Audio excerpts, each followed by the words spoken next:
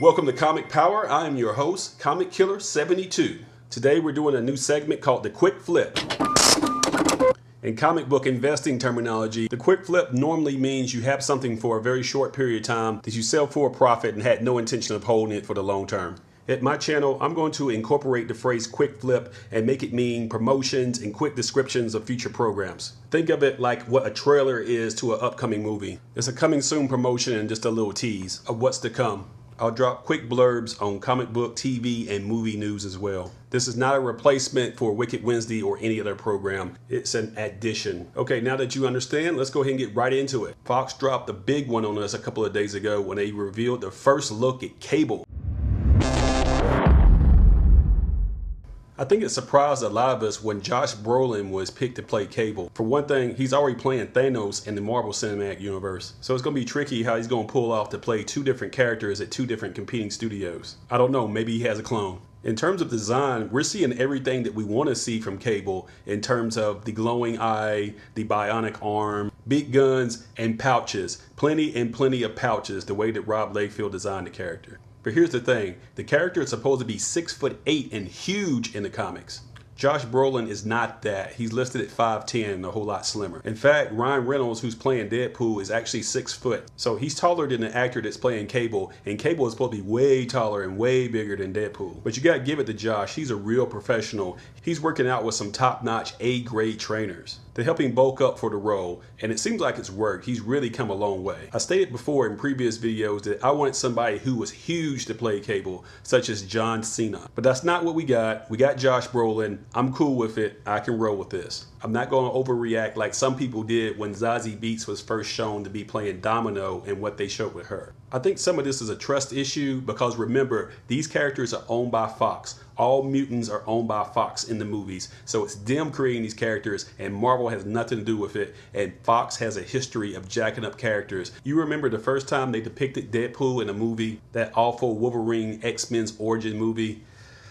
Oh man, that's just bad. Okay, for Deadpool 2, we have Ryan Reynolds reprising his role as Deadpool, obviously. Then we have Josh Brolin playing Cable, which looks like this. And we have Zazie Beetz playing Domino, which looks like this. Morena Baccarin will return as VANESSA as well. In the comics, this character is a shape-shifting mutant.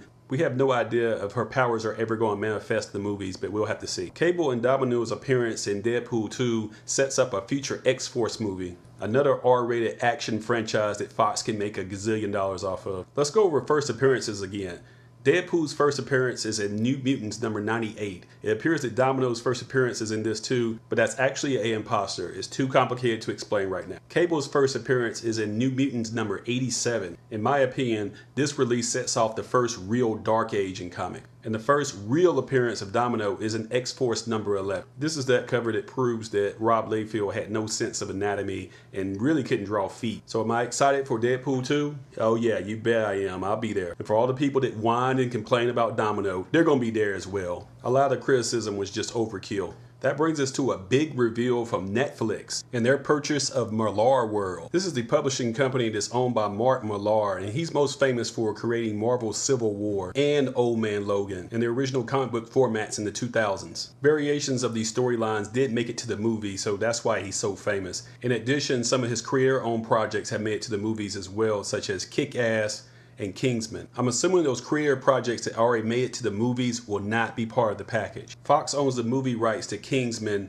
and Universal owns the movie rights to Kick-Ass. So I'm guessing that his lesser known projects will make it to television on Netflix, such as Chrononauts and Nemesis and Super Crooks and MPH. Some critics like myself think that Mark Millar's best work is behind him and all his new work is hopelessly derivative. Like for example, and Nemesis is an evil version of Batman. Instead of dressed in black, he's dressed in white. But whatever happened, Mark Millar is sure a rich man now because Netflix probably paid through the nose for these properties. On the same day that this news dropped, it also dropped that Disney will be pulling their material from Netflix and starting their own streaming network. Marvel is a subsidiary of Disney, so will that mean that Marvel's Netflix shows won't happen in the future? We'll have to wait and see. I'm sure that the Defenders and the Punisher and these other projects in the pipeline are all under contract. So So I don't expect the Marvel TV shows to move off of Netflix anytime soon. But Disney's animated stuff like Pixar, that's bye-bye birdie. So I expect that Netflix is buying up properties like Millarworld so they can concentrate on more original programming that they own, so they won't get blindsided in the future. In other news, I'm very close to 1,000 subscribers. When I get closer to that number, I will give information about a prize giveaway then. You will have to be a subscriber and you will have to speak up on the comment section. More about that later. And one more thing about Cable before I close. His first full appearance is in New Mutants 87, but he does first appear in New Mutants 86 in a cameo. So look out for this book as well. So if you can't afford number 87, be sure to pick up number 86. It's a whole lot cheaper. If you already haven't done so, be sure to subscribe to this channel and give it the thumbs up and share these videos on social media so others can learn about the channel. This is Comic Killer 72 for Comic Power saying bye-bye.